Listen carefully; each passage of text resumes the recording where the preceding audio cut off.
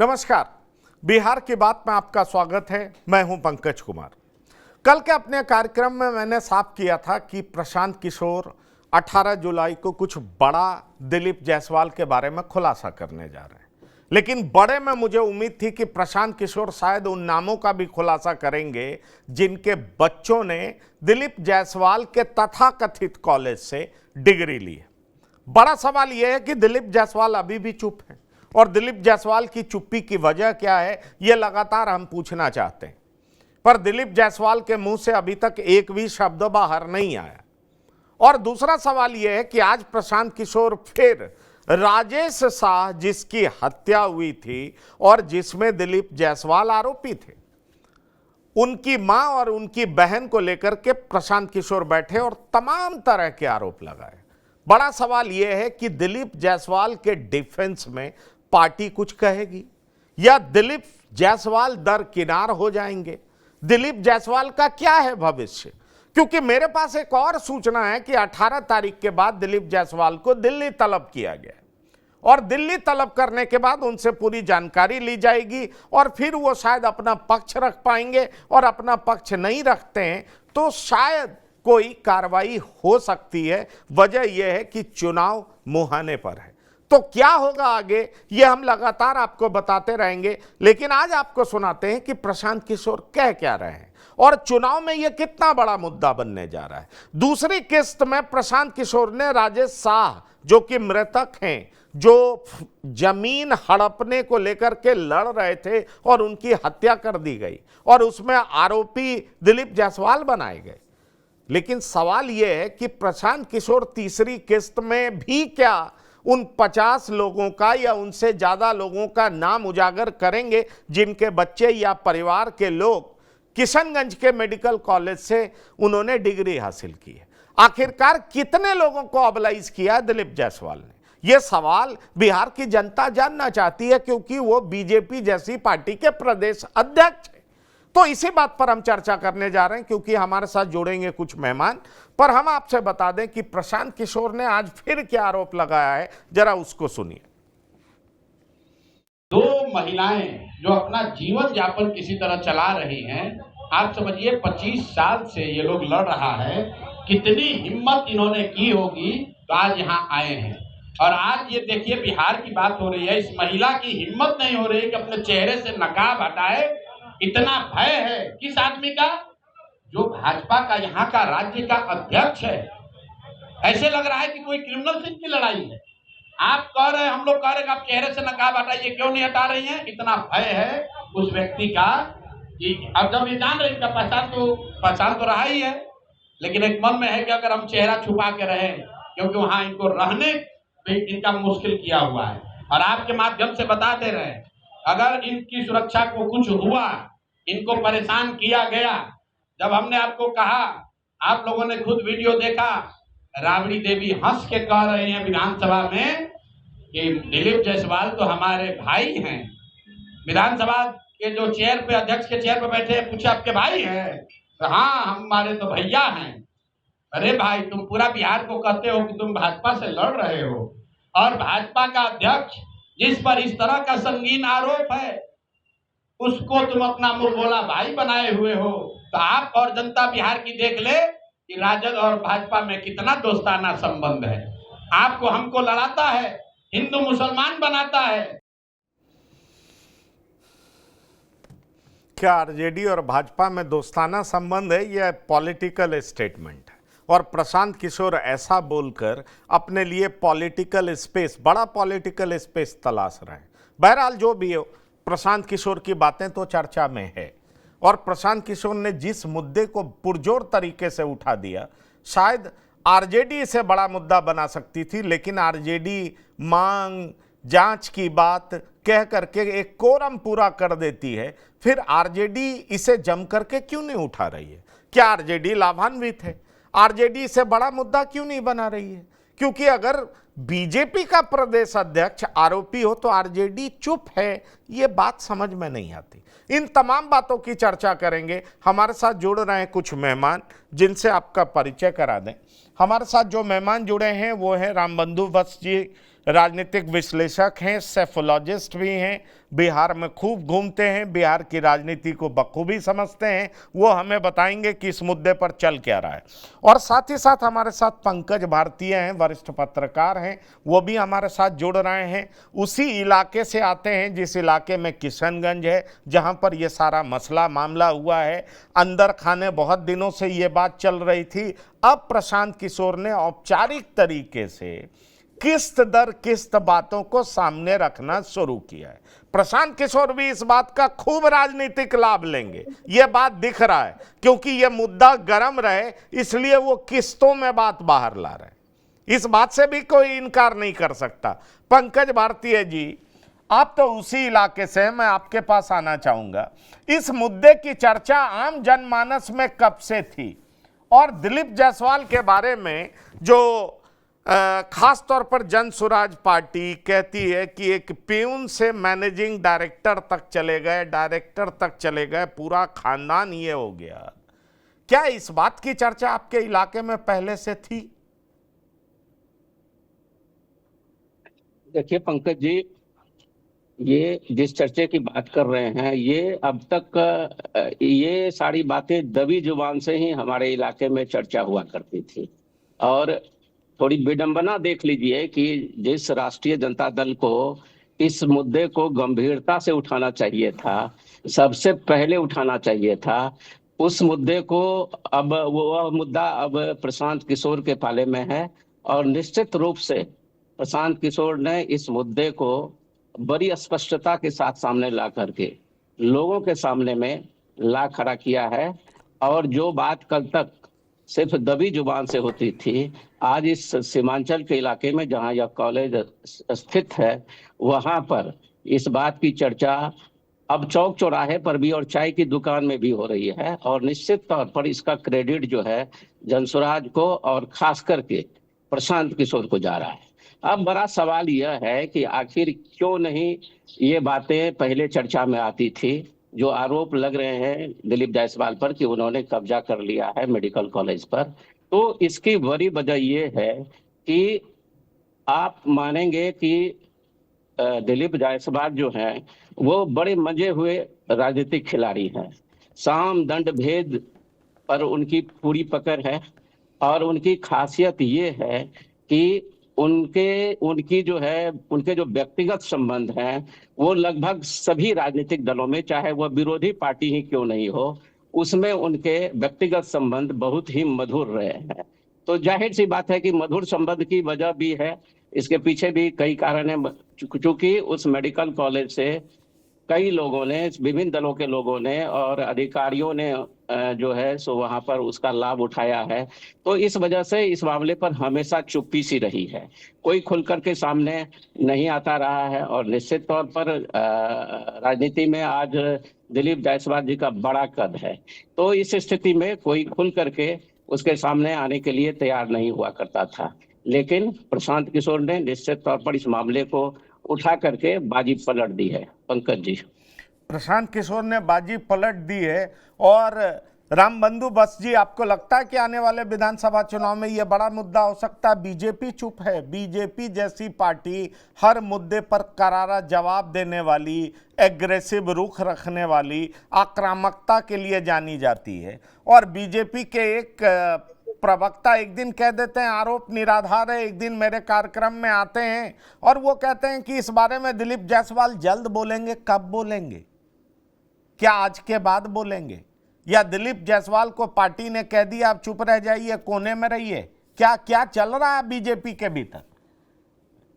जी, इस मामले में बीजेपी, दिलीप जायसवाल सहित बिहार की बीजेपी इकाई पूरी तरीके से घिर चुकी है। और दिलीप जायसवाल वाकई में अलग थलग पड़ चुके हैं। न तो वो खुद अपने मुंह से कुछ बोल पा रहे हैं, न उनके बीच बचाव के लिए बीजेपी आ रही है। क्योंकि जिस तरीके से प्रशांत किशोर आरोप लगा रहे हैं वो निराधार नहीं है। हाँ, उनके आरोप को कोई कानूनी दाव पेच के जरिए अपने आप को वो बेगुनाह साबित कर दें, ये एक अलग मसला है। लेकिन ये आरोप निराधार भी नहीं है और मोटे तौर पे ये सीमांचल में भी और बिहार में भी है। देखिए, इनकी जो पहचान है वो एक दबंग राजनेता के रूप में ही रही है। ये एक सुलझे हुए और एक जमीनी नेता के रूप में और साफ सुथरे छवि के रूप में इनकी कभी रही नहीं है। इसलिए लोगों के दिलो दिमाग में प्रशांत किशोर का जो ये आरोप है वो असर डाल रहा है। वोटों पे प्रभाव चाहे जो भी हो, लेकिन डाल रहा है, और इसीलिए बीजेपी बहुत ही संभल संभल के कदम उठा रही है। देखिए, प्रशांत किशोर ने ये भी आरोप लगाया है कि अब इसकी कोई जिम्मेवारी नहीं लेगा, इनको कोई हटाएगा नहीं। मुझे लगता है कि इनको प्रदेश अध्यक्ष के पद से इस वक्त हटाया नहीं जाएगा। हटाने के तो दो ही कारण होते हैं। एक तो ये, या तो व्यक्ति खुद जिम्मेवारी लेते हुए हट जाए, तो अब आजकल की राजनीति में नैतिकता का तो इतना स्पेस है नहीं कि वो खुद त्याग पत्र दे दें। दूसरी बात कि बीजेपी अगर इनको दबाव दे के हटाती है तो इसका एक मैसेज जाएगा जनता के बीच में कि प्रशांत किशोर का जो आरोप है उसमें सच्चाई है और इसका प्रभाव वोटों पे पड़ रहा था। इसलिए और मान लेते हैं एक के बाद अगर वो किसी दूसरे नेता पे आरोप लगा दिए तो फिर क्या होगा? तो मुझे नहीं लगता है कि इनको प्रदेश अध्यक्ष के पद से हटाया जाएगा। हाँ, इतना जरूर होगा कि इनको चुनाव प्रचार में इनकी भूमिका सीमित कर दी जाएगी, पार्टी के अंदर इनकी जो भूमिका है वो सीमित कर दी जाएगी। लेकिन प्रशांत किशोर ने अभी बिहार का जो चुनावी मिजाज है वो एनडीए बनाम महागठबंधन से एनडीए बनाम जन स्वराज कर दिया है। इतना तो तय है। जिस तरीके से घेराबंदी बीजेपी की है, जो काम महागठबंधन को करना चाहिए था उसको प्रशांत किशोर कर रहे हैं, और लोगों के मन में इस बात की निश्चित रूप से चर्चा है। इसका एक परिणाम और होगा, अब तक प्रशांत किशोर पे महागठबंधन वाले लोग बीजेपी के बी टीम होने का आरोप लगाते हैं, तो इन्होंने तो बीजेपी के प्रदेश अध्यक्ष को ही झकझोर रख दिया है। तो इस तरीके से जो खासकर महागठबंधन का जो अल्पसंख्यक समाज में भी जो एक कारोबार करने वाला जो वर्ग है, जो चाहता है कि कानून व्यवस्था या भ्रष्टाचार कम हो, अल्पसंख्यक समाज के अंदर, उनके बीच भी प्रशांत किशोर की लोकप्रियता, कम से कम चर्चा तो बढ़ रही है। निश्चित तौर पे इनकी चर्चा बढ़ रही है, और जैसे ही बिहार का चुनावी मिजाज जन स्वराज बनाम एनडीए होगा तो इसका कुछ ना कुछ खामियाजा हो सकता है कि महागठबंधन को भी भुगतना पड़े। लेकिन आज के समय में बीजेपी बिल्कुल बैकफुट पे है, वो कुछ भी नहीं कह पा रही है, और दिलीप जायसवाल को लेकर के तो बीजेपी की तो सांप छुछुंदर वाली गति हो गई है। न इनकी बचाव कर पा रही है, न इनको हटा रही है। चलिए हम अपने संवाददाता के पास जाएंगे। हमारे संवाददाता इस प्रेस कॉन्फ्रेंस में शामिल भी थे। मैं उम्मीद कर रहा था कि कुछ इसका रिएक्शन भी हमारे प्रोग्राम में ये डालेंगे कि आरजेडी क्या बोल रही है, बीजेपी क्या बोल रही है, लेकिन शायद अभी इनकी बात नहीं हो पाई होगी। सुजीत, आप प्रेस कॉन्फ्रेंस में थे, वो महिला आई थी जो राजेश शाह की माँ कही जा रही हैं, और साथ ही साथ उनकी बहन भी आई थी, जैसा कि मुझे जानकारी है। तो ये बताइए वो दोनों लोग क्या कुछ कह रहे थे, और जो हम लोग कल चर्चा कर रहे थे कि 50 नामों की चर्चा होगी, उन नेताओं के नाम उजागर किए जाएंगे, क्या प्रशांत किशोर एक कुशल राजनीतिज्ञ की तरह उन नामों को चुनाव से ठीक पहले उजागर करेंगे क्या, सामने रखेंगे क्या? अभी एक दूसरी किस्त में राजेश शाह की मां और उनकी बहन को सामने लाए हैं, और लोगों के सामने ये बात कहलवा रहे हैं कि दिलीप जायसवाल ने राजेश शाह की हत्या की थी, 25 साल से ये लोग केस लड़ रहे हैं। ये सारी बात कह रहे हैं प्रशांत किशोर। पूरे प्रेस ब्रीफिंग में क्या हुआ, जरा बताइए। तो ये पंकज जी बिल्कुल सही बात है। आज उन्होंने एक तरीके से पूरे इस मामले की सेकंड किस्त को जारी किया है, और इस बार वो राजेश शाह की मां अमला देवी को लेकर के आए थे, उनकी बहन भी थी। इसमें उन्होंने जो राजेश शाह जो है मृतक, उनकी मां और बहन ने स्पष्ट रूप से दिलीप जायसवाल के ऊपर सीधे सीधे आरोप लगा दिया। उस आरोप में क्या सच्चाई है, कितनी सच्चाई है, वो तो जांच के बाद की बात है, लेकिन उन्होंने आरोप लगा दिया, सीधे सीधे कह दिया कि भाई दिलीप जायसवाल ने उनके बेटे को मरवाया है। सीधे सीधे उन्होंने आरोप लगाया है, और यहाँ तक कह दिया कि भाई दिलीप जायसवाल जब तक रहे तब तक उनको किसी भी स्तर से मदद नहीं मिली है। यहाँ तक कि उनकी बहन ने, जो राजेश शाह हैं, उनकी बहन ने तो तत्कालीन एसपी का नाम ले लिया, MR नायक का नाम ले लिया, और ये कहा कि जब वो वहां पे गई थी उनसे एसपी के पास गुहार लगाने के लिए, तो वो एसपी उस समय किसी सिंबॉलिक तौर पर किसी और को मार रहे थे, और उनका इशारा इस चीज का था कि उस मार को देख के वो लड़की जो है वो डर जाए और फिर आके उन्होंने कहा कि भाई शादी कर लो, तुम कहाँ इस सब चक्कर में पड़ी हुई हो। तो ये सारी बातें पहले थी। अब रही बात प्रशांत किशोर की, उन्होंने इस स्टेप को आज क्यों उठाया। प्रशांत किशोर ने पहले कहा था कि मैं पहली बार जब आरोप लगा रहा हूं तो इसमें बीजेपी और आरजेडी क्या कहती है, उन्होंने दोनों के ऊपर आरोप लगाया था, इसका वो इंतजार करेंगे। संभवतः उन्होंने इंतजार की घड़ियां पूरे होने के बाद से आज इस स्टेप को उठाया है। अब उनका ये भी कहना है कि तीसरी किस्त जो जारी होगी उसमें ये जारी होगा कि कौन कौन से ऐसे नेता हैं या अधिकारी हैं जिनके परिजनों ने उस मेडिकल कॉलेज से एडवांटेज लिया है। वो स्पष्ट रूप से बोल रहे हैं। आपको मैं ये भी बता दूं पंकज जी की जन सुराज के जो सीनियर लीडरान हैं उनसे मेरी जब बातचीत हुई थी तो उन्होंने इस चीज को स्वीकार किया था ऑफ द रिकॉर्ड में कि हमारे पास पूरा रिकॉर्ड है किस नेता के किस संबंधी ने या किस आईएएस या किस आईपीएस की किस संबंधी ने उस माता गुजरी कॉलेज से एडवांटेज लिया है। एक और आज रहस्य खोला गया और वो रहस्य खुद प्रशांत किशोर ने खोला कि जो तत्कालीन एसपी थे एमआर नायक, उनकी बीवी जो है उनकी एमबीबीएस की डिग्री कहा है। उन्होंने ये कहा कि उनकी जो एमबीबीएस की डिग्री है इस बात की जांच की ले जाए कि वो एमबीबीएस की डिग्री किस कॉलेज की है। उन्होंने कहा कि इस चीज को मीडिया जांच कर ले। कई तरह के आरोप लगे। अब रही बात इस पे बीजेपी क्या कहती है या फिर आरजेडी क्या कहती है। बीजेपी से जब संपर्क करने की मैंने कोशिश की पंकज जी, तो मुझे सीधे सीधे हवाला दिया गया कि आज पीएम की रैली है मोतिहारी में, सब उसी में व्यस्त हैं और आरजेडी की तरफ से स्पष्ट रूप से कोई नहीं बोलने को लिए तैयार नहीं हो रहा है, क्योंकि आज फिर प्रशांत किशोर ने फिर लपेट लिया है आरजेडी को। उसने सीधे सीधे कहा कि प्रशांत किशोर जो हैं वो दिलीप जायसवाल को अपना भाई कहती हैं। तो ये दोनों जो हैं अपना भाई बहन या फिर बीजेपी और आरजेडी जो है अपनी राजनीति की रोटी को सेकते हैं, लेकिन ये हमेशा एक दूसरे के काम आते हैं। कुल मिला जुला के प्रशांत नहीं, किशोर पर एक बात बताइए, आज के दूसरी किस्त में आप ये बता सकते हैं, एक नाम और सामने आ गया जिसको लेकर के राजेश शाह जिनकी हत्या हुई, उनकी बहन कह रही हैं एमआर नायक एसपी थे और जब ये मिलने गई तो वो किसी को पीट रहे थे। इनफैक्ट एक इनडायरेक्टली उनको डराया जा रहा था और जब इन्होंने अपनी बात कही तो एमआर नायक ने क्या कह दिया, कहाँ इस चक्कर में पड़ी हो, शादी कर लो। ऐसा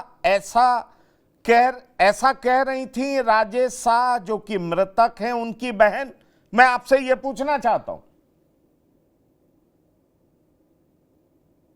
जी पंकज जी, मैं थोड़ा सा नेटवर्क चूंकि कमजोर है तो मैं पूरी बातों को नहीं सुन पा रहा हूं, लेकिन आपकी बात जो है मैंने सुन लिया है। ये उनकी बहन का स्पष्ट रूप से कहना था कि भाई जब मैं गई वहां पे तो वहां पर किसी को एसपी जो है वो किसी की पिटाई कर रहे थे और वो शायद मनोवैज्ञानिक दबाव डालने का एक तरीका था और उसमें उसके बाद से उनसे ये कहा गया कि कहाँ इस केस उसके चक्कर में पड़ी हो, जाओ शादी कर लो। जिसके बाद से राजेश शाह की जो मृतक हैं उनकी बहन ने भी एसपी को कुछ जवाब दिया। उन लोगों का स्पष्ट रूप से कहना था कि भाई हम लोग दर दर भटक रहे हैं। पूरे किशनगंज में उनका कहना था कि पूरे किशनगंज में दिलीप जायसवाल के अगेंस्ट में बोलने वाला कोई नहीं है, बल्कि 2-3 नाम और वहां पे लिए गए कि इन लोग जो हैं वो दिलीप जायसवाल के लिए काम करते हैं।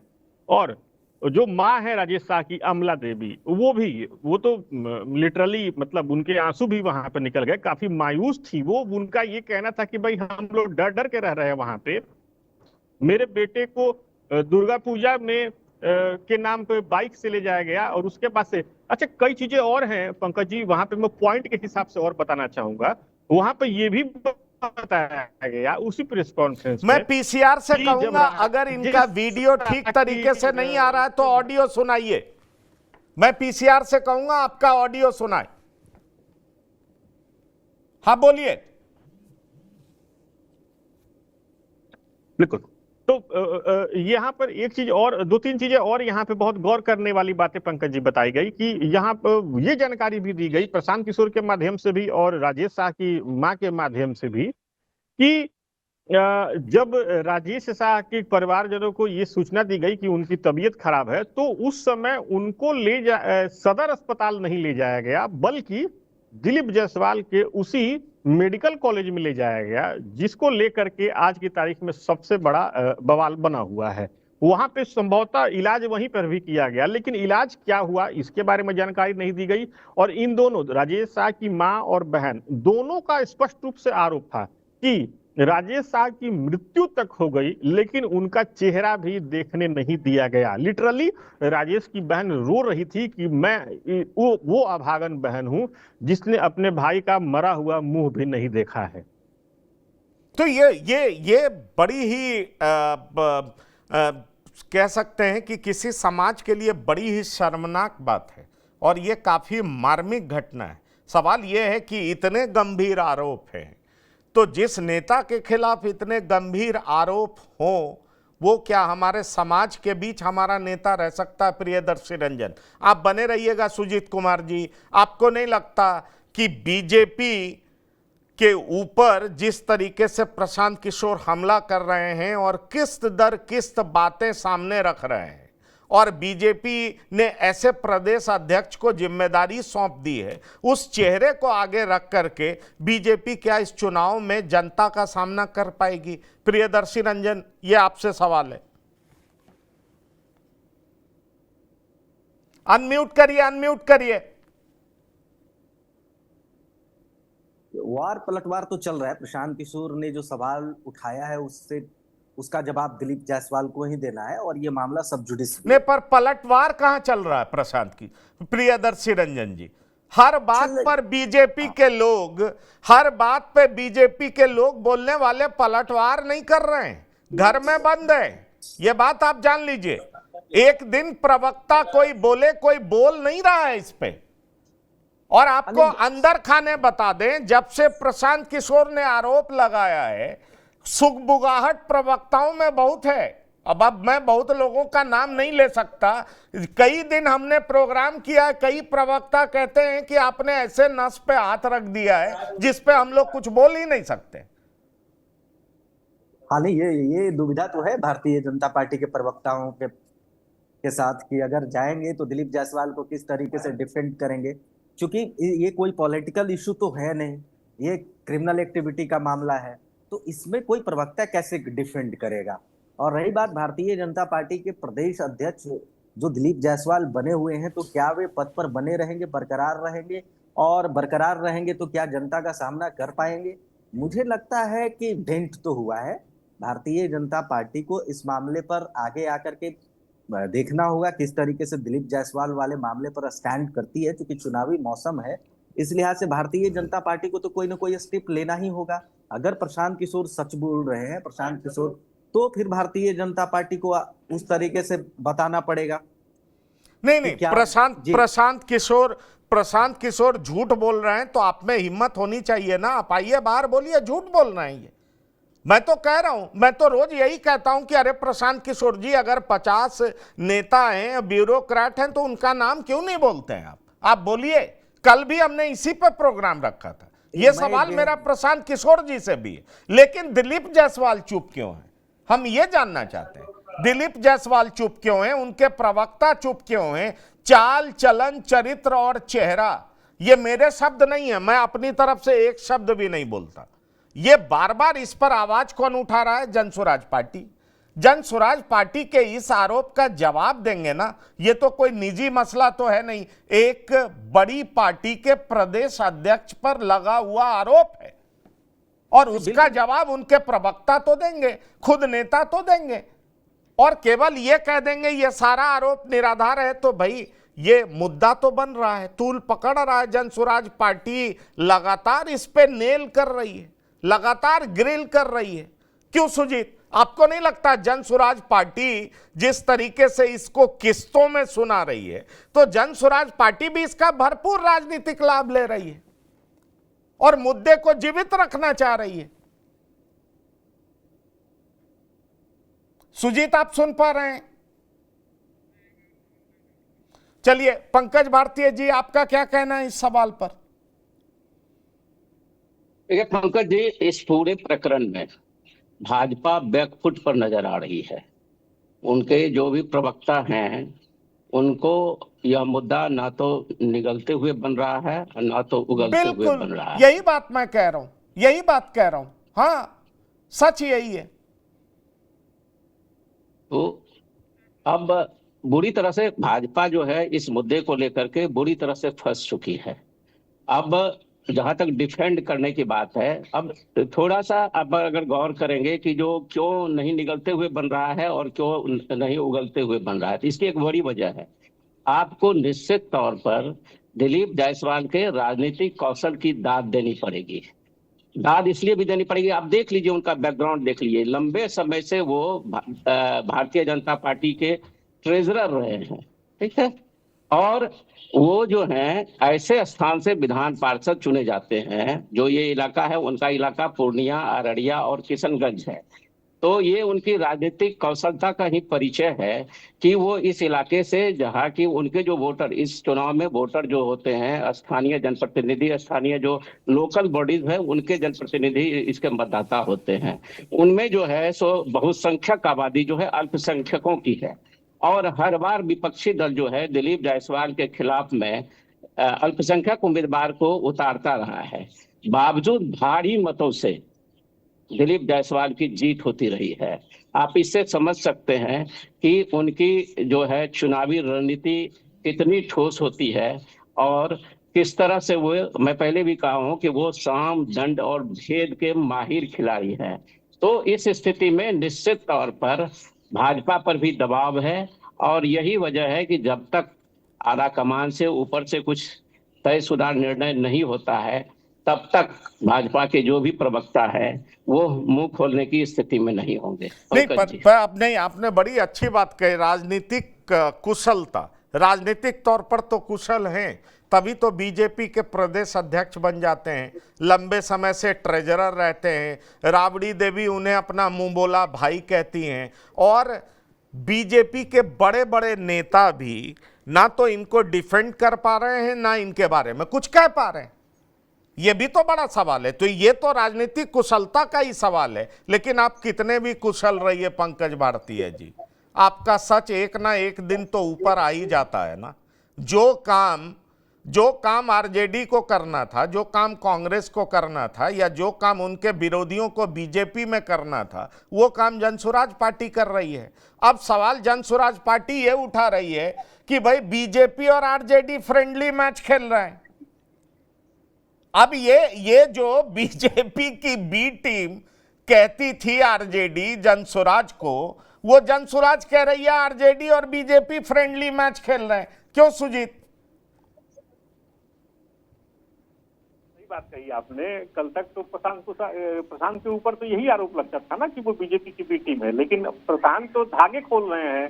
पहले बैठक में भी उन्होंने धागा खोला, पहली बार जो उन्होंने प्रेस कॉन्फ्रेंस किया उसमें भी धागा खोला, इस बार जो उन्होंने अभी आज प्रेस कॉन्फ्रेंस किया फिर धागा खोल दिया। तो धागा तो खोल ही रहे हैं। वो तो सीधे सीधे बोल रहे हैं कि भाई आरजेडी इस पे क्यों नहीं रिएक्शन दे, वो आरजेडी क्यों नहीं सफाई दे रही है। और इस बात, प्रशांत किशोर की बात बल इसलिए से मिल रहा है पंकज जी कि आरजेडी की तरफ से भी कोई भी स्पष्ट रूप से बोलने के लिए इस मुद्दे पर तैयार नहीं है। प्रशांत किशोर की बात को जैसे ही रखा जाता है आरजेडी किसी प्रवक्ता के सामने कि उन्होंने ऐसी बातें कही है, क्या कहना है, तो पहले बोलते हैं कि प्रशांत किशोर पांडे बोलिए, फिर बोलते हैं कि इस पर ऐसा कुछ कहने के लिए हम लोगों को नहीं कहा गया है।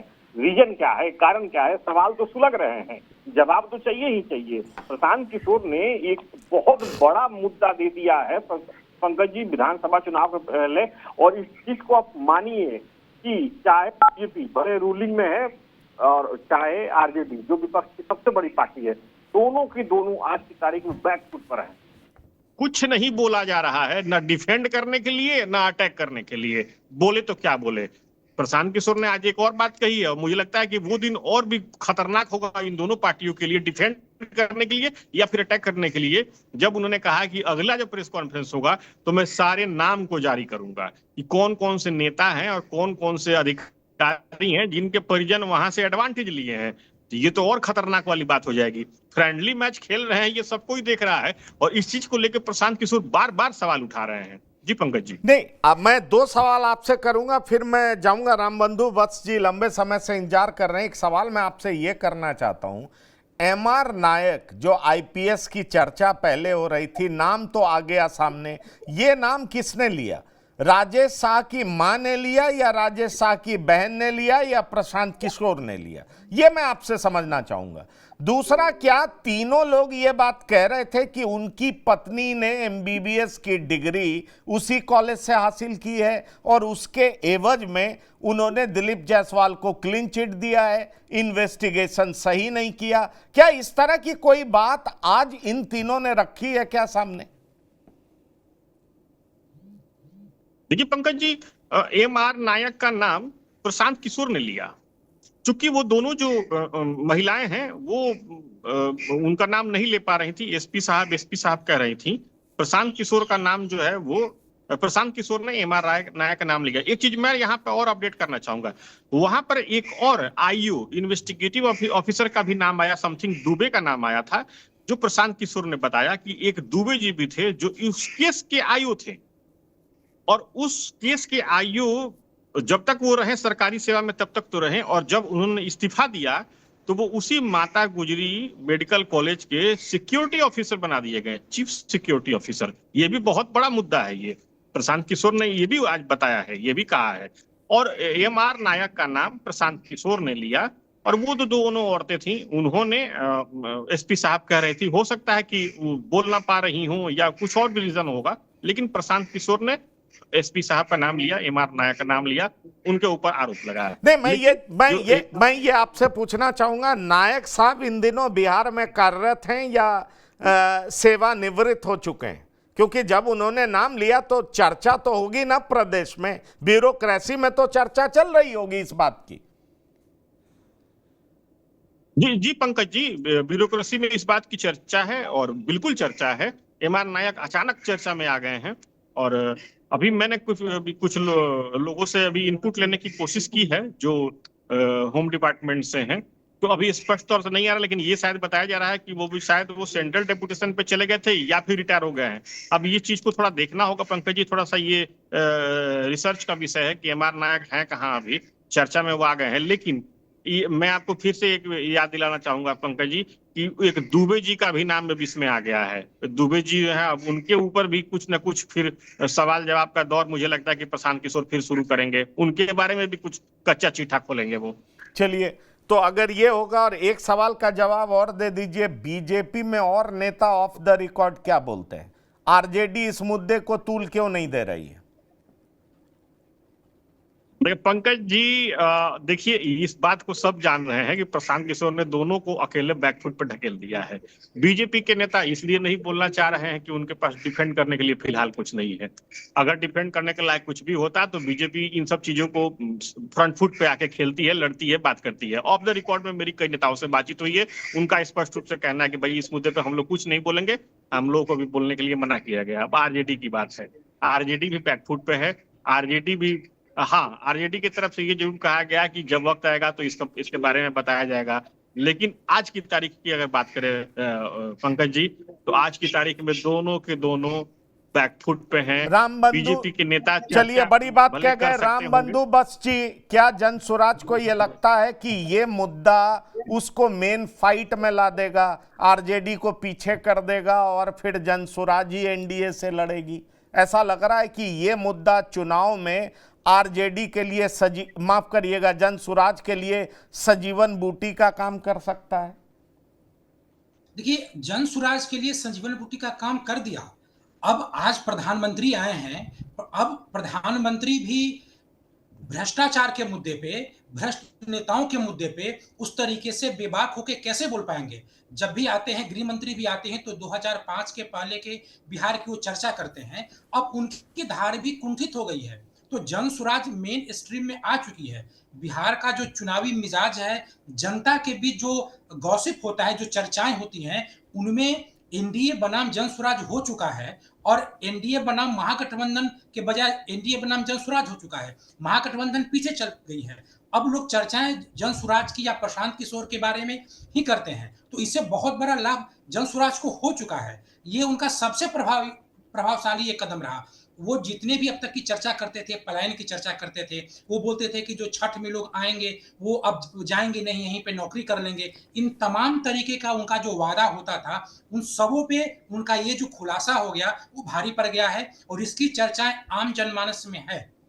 इसलिए इससे तो उनको लाभ हो ही रहा है। इसका फायदा वोटों में होगा या नहीं होगा वो देखने वाली बात है। लेकिन इतना सत्य है कि बीजेपी अब पहले की तरह अपने पुराने तेवर में सुशासन और विकास के मुद्दों पे अब वो संवाद नहीं कर पाएगी। प्रधानमंत्री उस तरीके से नहीं बोल पाएंगे जब तक दिलीप जायसवाल को बेगुनाह साबित न कर दें। दूसरी बात है कि जो दिलीप जायसवाल की जो छवि है, इसकी जो कानूनी स्थिति चाहे जो भी हो, लेकिन समाज में जो उनकी जो छवि है वो दबंग की रही है। इसलिए समाज के लोग, चाहे वो प्रशांत किशोर के वो जातिगत समीकरण के लोग जो आज प्रशांत किशोर के समर्थक नहीं भी हैं, लेकिन उनके इस आरोप को सत्य मान रहे हैं। तो कोर्ट में चाहे जो भी हो, लेकिन या पुलिस ने चार्जशीट में उनको क्लीन चिट भले ही दे दी हो, लेकिन समाज के लोग उनके इस आरोप को सत्य मान रहे हैं। इसके पीछे की कानूनी सच्चाई चाहे जो भी हो, तो ये एक बहुत बड़ा मसला होता है। और निश्चित तौर पे इसका फायदा हम ऐसा बिल्कुल नहीं कहा जाना चाहिए अभी कि इसका उनको वोटों पे तनिक फायदा नहीं होगा, क्योंकि अभी भी वक्त है। जिस तरीके से वो खुलासे किए हुए हैं, आप कल्पना कीजिए कि अगर वो 50 नाम आ गए जिसमें आरजेडी के लोगों का भी नाम रहा और खासकर उनमें अगर यादव नेताओं के परिजनों का नाम रहा तो क्या होगा।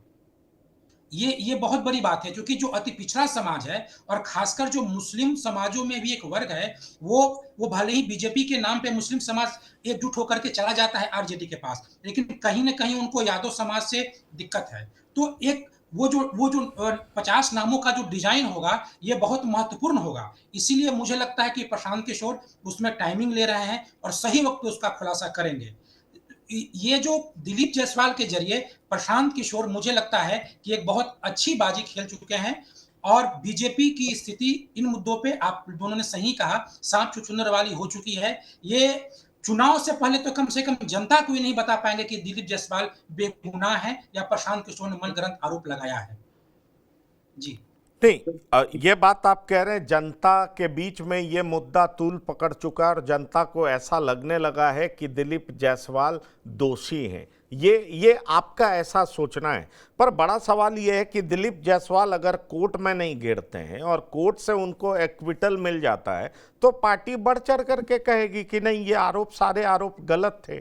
तो सवाल यही मैं आपसे कह रहा हूं कि प्रशांत किशोर दूसरी किस्त में एसपी का नाम बाहर करते हैं, फिर बताते हैं सिक्योरिटी ऑफिसर कौन बना, जो कि इस केस का आईओ था, इन्वेस्टिगेटिंग ऑफिसर था, वो रिटायर हुआ, वो सिक्योरिटी ऑफिसर बन गया और वो तब तक आईओ रहा जब तक ये केस चलता रहा। जैसा कि हमारे संवाददाता सुजीत बता रहे, प्रियदर्शी रंजन, आपको नहीं लगता कि ये जो अपराध की वारदात है और जिसकी चर्चा हो रही है, आज राजेश शाह की मां को सामने ला करके और उनकी बहन को सामने ला करके, और खास तौर पर जो बीजेपी एनडीए ईबीसी, वो कहते हैं ना, बनिया, तेली, पचपौनिया, इन सब का वोट अपने पक्ष में साधने का प्रयास करती है, और ख़ास तौर पर जब ये दोनों महिलाएं सामने आ रही हैं तो ये एनडीए के लिए बड़ी ही खराब स्थिति है। आपको नहीं लगता कि ये अगर मुद्दा तूल पकड़ा तो काफ़ी काउंटर प्रोडक्टिव होगा? बिल्कुल, देखिए, जी, भारतीय जनता पार्टी के लिए जो ये स्थिति है, अभी के जो हालात हैं, वो बिल्कुल अच्छे नहीं कहे जा सकते हैं। लेकिन मुझे जो उम्मीद है, देखिए, दिलीप जायसवाल पर जैसे आरोप लगे हैं वैसे आरोप सभी पार्टियों के बड़े बड़े नेताओं पर हैं। आरजेडी में भी ऐसे नेता हैं जिन पर संगीन आरोप हैं, जनता दल यूनाइटेड में भी कई ऐसे नेता हैं जिन पर संगीन आरोप हैं, कई पार्टियों में, विभिन्न पार्टियों में बड़े बड़े नेताओं पर संगीन आरोप है। लेकिन भारतीय जनता पार्टी चूंकि कहती है, जैसा आपने जिक्र भी किया, चाल चरित्र और चेहरा की जो बात अटल बिहारी वाजपेयी ने की थी और प्रशांत किशोर उसी को उठा रहे हैं, तो निश्चित तौर पर भारतीय जनता पार्टी इस मामले पर डिफेंसिव है। लेकिन आगे आने वाले दिनों में भारतीय जनता पार्टी दिलीप जायसवाल को भले न डिफेंस कर पाए, लेकिन यकीन मानिए कि भारतीय जनता पार्टी भी प्रशांत किशोर की पार्टी के भीतर के नेताओं में कुछ एक जो ऐसे हैं जो दागदार हैं, उनका चेहरा उजागर करेगी और फिर प्रशांत किशोर को बैकफुट पर जाना होगा। क्योंकि प्रशांत किशोर की पार्टी में भी कई ऐसे नाम हैं रामबली चौधरी जैसे नाम हैं, कई ऐसे नाम हैं जो जिन पर कई तरह के आरोप हैं, उन नेताओं को भी अभी चूंकि भारतीय जनता पार्टी शांत शांत है, दिलीप जायसवाल का मुद्दा उठा हुआ है, और मैं दिलीप जायसवाल को कोई डिफेंड नहीं कर रहा हूं, लेकिन मैं कह रहा हूं कि सभी पार्टियों में ऐसे नेता हैं, और अगर ये अभियान चला है, अगर ये अभियान का रूप ले रहा है कि सभी पार्टियों में नैतिक तौर पर समृद्ध लोग ही राजनीति करें, तो ये बहुत बेहतर बात है। लेकिन ऐसा तभी होगा जब सभी पार्टियां इस मामले को नोटिस करें। आपने जिक्र किया, तमाम लोगों ने जिक्र किया कि इस मामले पर, दिलीप जायसवाल के मामले पर आरजेडी भी डिफेंसिव है, अन्य विपक्षी पार्टियां भी बहुत ज्यादा खुल करके सामने आकर के नहीं बोल रही, तो आरजेडी किस मुंह से बोलेगी भाई? आरजेडी के भी पार्टी में तो तमाम तरह के आरोप के नेता हैं, लालू यादव खुद, तेजस्वी यादव का मामला चल रहा है, तो इस तरीके से बनता नहीं है उन लोगों का नैतिक तौर पर कुछ कि वे लोग दिलीप जायसवाल के मुद्दे पर बोल सके। प्रशांत किशोर नए नवेले आए हैं, तो इनका एक एज बन रहा है कि जो ये कह रहे हैं उनको सुना जा रहा है। मैं आपकी बात से मुझे लगता है डिसएग्री करूंगा। सबसे ज्यादा चाल चलन, चरित्र और चेहरे की बात तो बीजेपी करती रही है ना। नहीं, बीजेपी की मैंने कहा कि पार्टी विद डिफरेंस की बात आप करते हैं, तो फिर आपका प्रदेश अध्यक्ष इस तरह का आरोपी कैसे हो सकता है? मैं कोई नहीं होता हूं कहने वाला कि उन्होंने ऐसा किया ही है, ये तो कोर्ट में तय होगा। पर सवाल ये है कि ऐसी क्या बात है कि प्रशांत किशोर घेर रहे हैं और बीजेपी के पास जवाब नहीं है, बीजेपी कुछ बोल नहीं रही है, तो सवाल तो उठेगा ना पंकज भारतीय जी। अगर आप कुछ बोलते नहीं है, पहले से ये चर्चा तो होती रही है, लालू प्रसाद पर भ्रष्टाचार का आरोप है, तेजस्वी यादव पर भ्रष्टाचार का आरोप है, हत्या का आरोप तो नहीं है। इस बात को आप समझिए। और खुद तेजस्वी यादव विधानसभा में खड़ा होकर कहते हैं कि अरे ये आपके जो नेता बीजेपी वाले हैं, ये असली बीजेपी हैं क्या? सम्राट चौधरी हमारे साथ थे, दिलीप जायसवाल कांग्रेस में थे, और संजय जायसवाल आरजेडी में थे, और ये सब हमारे यहां से तो गए हैं आपके पास। आपके असली नेता तो विजय सिन्हा है, चलिए विजय सिन्हा को मान लेते हैं। तो जिस बीजेपी में असली नेता है नहीं, और जो नेता आप लेकर के आए हैं उनके ऊपर तरह तरह की बात हो रही है, अंदर से जो पार्टी के कैडर हैं वो भी दुखी हैं। आरोप ऐसा प्रशांत किशोर मर दे रहे हैं कि एक तीर से दो निशाना लगा रहे हैं। एक बीजेपी की बी टीम का आरोप उनसे हट जाता है कि भाई अगर हम बीजेपी की बी टीम हैं तो बीजेपी के प्रदेश अध्यक्ष को कैसे हम घेर रहे हैं। और दूसरी बड़ी बात, बीजेपी की बी टीम खुद आरजेडी है जो उसके प्रदेश अध्यक्ष को, जो कि आरोपित हैं, उनको अपना भाई कहती है, मुंह बोला भाई कहती है। तो प्रशांत किशोर ने एक तीर से इतने निशाने लगा दिए हैं कि उसका काट किसी को मिल ही नहीं रहा, बड़ी पार्टी को मिल ही नहीं रहा। अब एक ही मसले पर वो पिछड़ सकते हैं कि भाई वो प्रशांत किशोर पांडे। ये मुद्दा जो बार बार उछाला जा रहा है कि पांडे जी बेचारे संख्या की वजह से पिछड़ जाएं, तो वो अलग बात है, वो तो बिहार की जनता मालिक है, वो तय करेगी। पर इस सवाल का जवाब उस तरीके से वो पार्टी दे नहीं पा रही है, चाहे बीजेपी हो चाहे आरजेडी हो। क्यों पंकज भारतीय जी? पंकज जी, सबसे पहले तो आज राजनीति में चाल, चेहरा और चरित्र की बात बेमानी हो चुकी है। सच्चाई यही है कि इस हमाम में, राजनीति के हमाम में सभी नंगे हैं। कोई मतलब नहीं होता है चाल, चेहरा और चरित्र की बात करने वाली। जो प्रकरण अभी दिलीप जायसवाल और माता गुजरी मेमोरियल मेडिकल कॉलेज का जो चल रहा है, इसमें थोड़ा सा बैकग्राउंड में जाएंगे तो सारे सवालों के जवाब आपको मिल जाएंगे। जो सवाल आप पूछ रहे हैं और जो बाकी लोग भी जानना चाहते हैं। आपको बताना चाहेंगे कि इस मेडिकल कॉलेज की स्थापना 1990 ईस्वी में हुई थी। ठीक है, 1990 के बाद से लेकर के, हालांकि ये बाद में जो है सो 2019 में ये विश्वविद्यालय का दर्जा इसे हासिल हो गया, लेकिन हम अब शुरुआत कर रहे हैं 1990 ईस्वी से।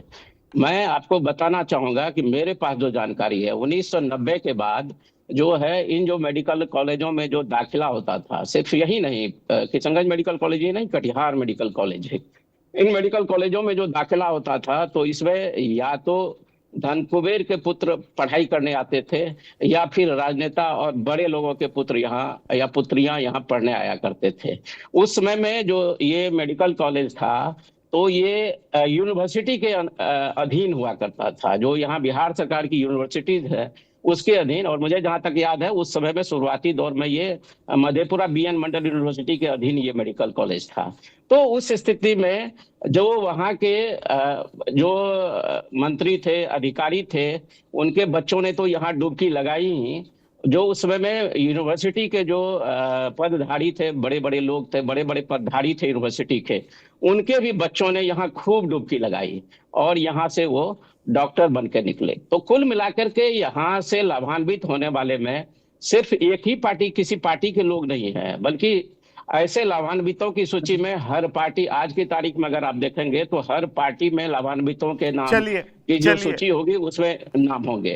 तो कुल मिलाकर के यही स्थिति है, इसलिए बोलने की स्थिति में लोग नहीं है। सुजीत, आपसे जानना चाहेंगे तीसरी किस्त कब जारी करेंगे? तीसरी किस्त तो वाकई एटम बम होगा। अगर 50 नेता होंगे, ब्यूरोक्रेट होंगे, तो वो एटम बम ही होगा, क्योंकि एटम बम में चेन रिएक्शन होता है, मालूम है ना आपको। वो अनकंट्रोल्ड रिएक्शन होता है, वो कंट्रोल्ड नहीं होता है। अगर वो 50 नाम तीसरी लिस्ट में आ जाएगा किस्त में, तो वो तो एटम बम की तरफ फटेगा, वो रुकेगा ही नहीं। वो कब आने की संभावना है? देखिए पंकज जी, बिल्कुल सही बात है, वो एटम बम की तरफ फटेगा ही फटेगा। मुझे लगता है कि बिहार की राजनीति में जितने भी राजनीतिक दल हैं, उन सबों के लिए वो बहुत बड़ा दिन होगा जब वो बम फटेगा। क्योंकि नाम आने के बाद से अब नाम अभी जो है आरोप लग रहे हैं, तो ये बात है कि कोई खुल के सामने नहीं आ रहा है। लेकिन जब नाम मीडिया के सामने रख दिया जाएगा, फिर क्या होगा, कैसे होगा, ये वाकई देखना बड़ा दिलचस्प होगा। कौन किस तर्क से बचना चाहेगा या नहीं बचना चाहेगा। लेकिन प्रशांत किशोर ने ये जरूर आज कहा है कि वो बहुत जल्द वो इस प्रेस कॉन्फ्रेंस की तीसरी कड़ी को बहुत जल्द वो आयोजित करेंगे और नाम को वो घोषित कर देंगे। उन्होंने कहा कि भाई, इसके पहले भी जब मेरी बात हो रही थी, मैंने पंकज जी बताया होगा आपको, आपसे चर्चा भी की थी, जब जनसुराज के सूत्रों से जब मेरी बात हुई थी, तो मुझसे स्पष्ट रूप से कहा गया था कि हमारे पास सबके नाम और यहाँ तक कि ईयर, साल के हिसाब से वो सारी सूची है, हमने लेके रखा हुआ है।